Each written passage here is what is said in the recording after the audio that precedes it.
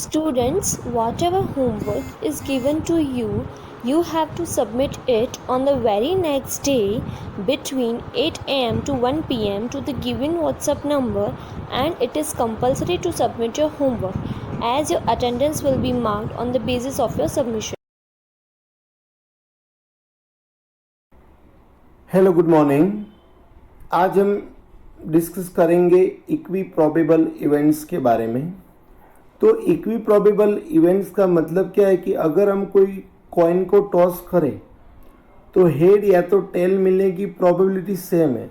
हम ये नहीं कह सकते कि एच मिलने की प्रोबेबिलिटी ज़्यादा है, दोनों मिलने की प्रोबेबिलिटी सेम ही है।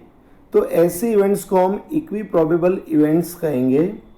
तो when the chances of happening of two or more events are same, again when the chances of happening of two or more events are same, there is no reason to believe that one event has better chances of happening than others. We can call those events equiprobable events.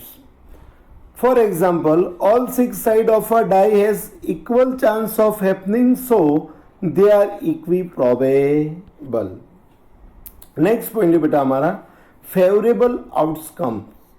Favourable outcomes जिसे हम small M कहेंगे बेटा।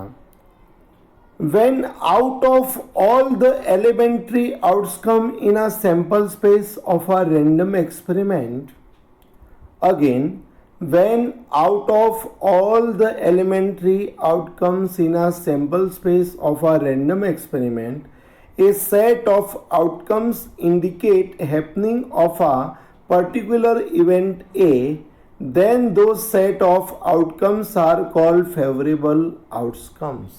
Again beta, when out of all the elementary outcomes in a sample space of a random experiment, a set of outcomes indicate happening of a particular event A, then those set of outcomes are called favorable outcome.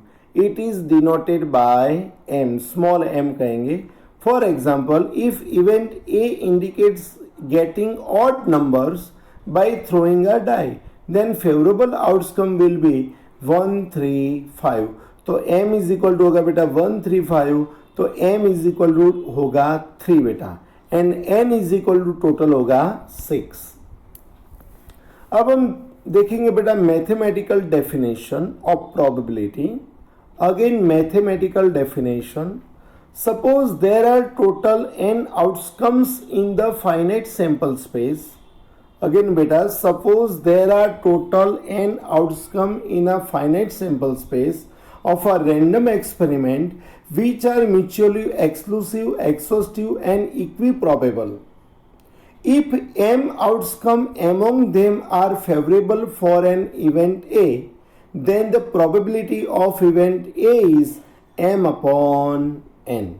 The probability of event A is denoted by prob of A, where probability of happening of a event A, तो favourable outcome of event A मतलब कि m upon total number of mutually exclusive, exhaustive and equal probable outcome of a sample space, तो जिसे हम लिखेंगे m upon n।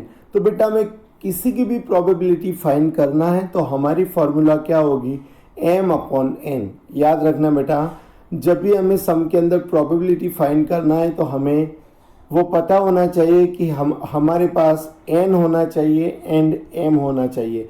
ये दो अगर हमारे पास है तो ही हम प्रोबेबिलिटी फाइंड कर सकेंगे, वरना हो पाएगी नहीं।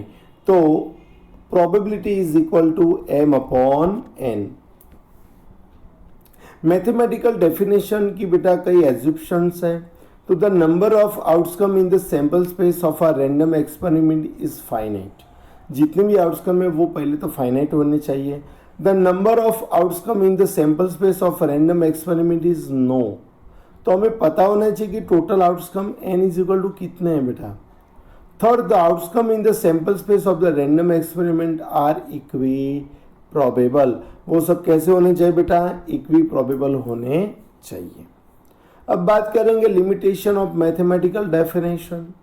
The probability using this definition can not be found if there are infinite outcome. अगर टोटल आउटकम अगर हमें पता नहीं है तो ये मेथड से हम प्रोबेबिलिटी फाइंड कर सकते नहीं। The probability using this definition can not be found if all the outcome of sample space are not known.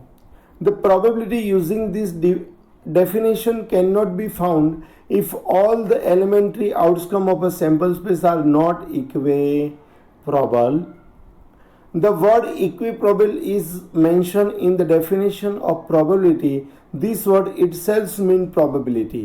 Hence the word probability has been used to define itself, which is confusing. Some importance result की बात करें बेटा, तो किसी की भी अगर हम प्रोबेबिलिटी, कोई भी इवेंट की प्रोबेबिलिटी अगर हम फाइंड करेंगे तो वो 0 या इससे मोर या 1 या इससे कैसे होगी बेटा, लेस होगी। 0 से नहीं तो माइनस में हो सकती है और 1 से नहीं तो ज़्यादा हो सकती है। Probability of an impossible event is 0। Impossible event की प्रोबेबिलिटी हमें फाइंड नहीं करनी है, वो हमें डायरेक्ट 0 लिखनी है। Probability of certain event is 1। कोई भी सर्टेन इवेंट है बेटा तो सर्टेन इवेंट की प्रोबेबिलिटी 1 होती है। Probability of complementary event A dash of A is prob A dash is equal to 1 minus prob ए।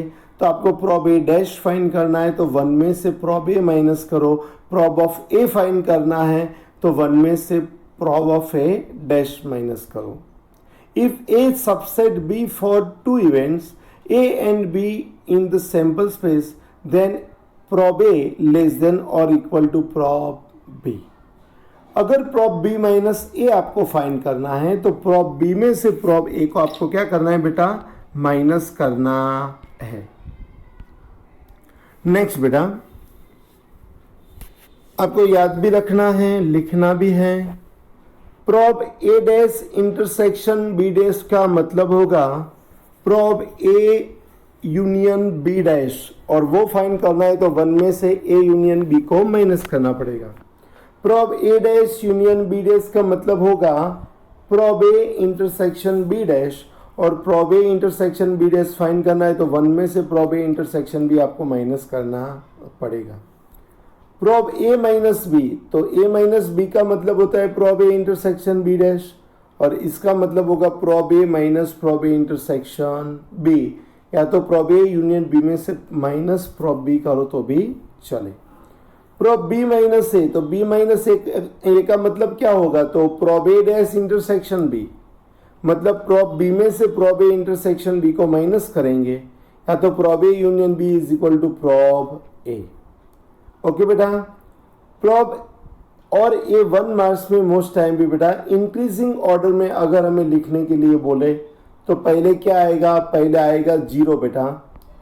0 के बाद A intersection B, A intersection के बाद प्रोब ए, बाद में prob A union B, after prob A plus prob B. तो ये बेटा जो रिजल्ट है वो आपको याद रखना होगा। अब हम बेटा डिस्कशन करेंगे एक्सरसाइज 1.1 का डिस्कशन हमने कर लिया।